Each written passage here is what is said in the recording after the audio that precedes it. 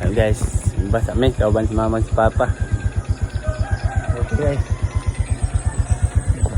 So maghuot sa rin ni papa ni mama aning sa motor na to guys, no? Kanang HRM na to ang motor. Oh, anong kaduhan ng mga motor.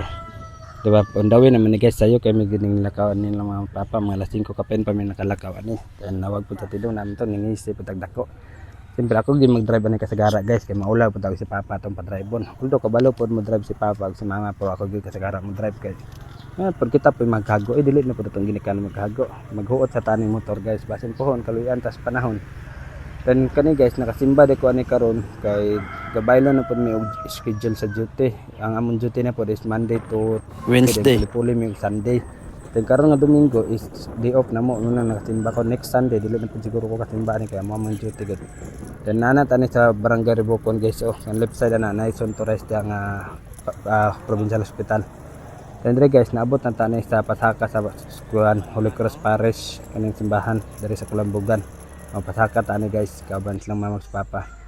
Dendre guys, nakaabot na ta, nakaparking na ko ani. Dahil silang mamag si papa, gauna nagsulod. So, mo na ang pangalan sa Holy Cross Catholic Church or simbahan.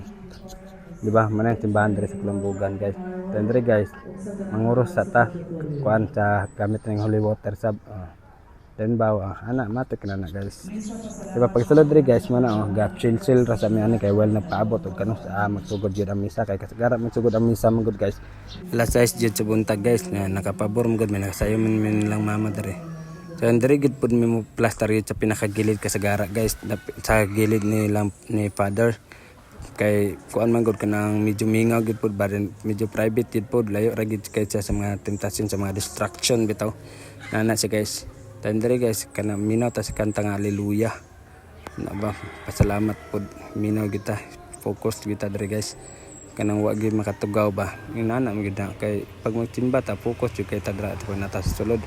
Then after to guys, humana mo pangalawat nguli pag uli na din guys kay humana man ng misa guys. Okay na siya guys. Pauli naman pagtapadungan ni gauna guys si mama si papa na ko gawas oh. Anak mo lang mama si papa. Masab na si Father Ligi guys. So mauro to guys no, have a blessed Sunday everyone.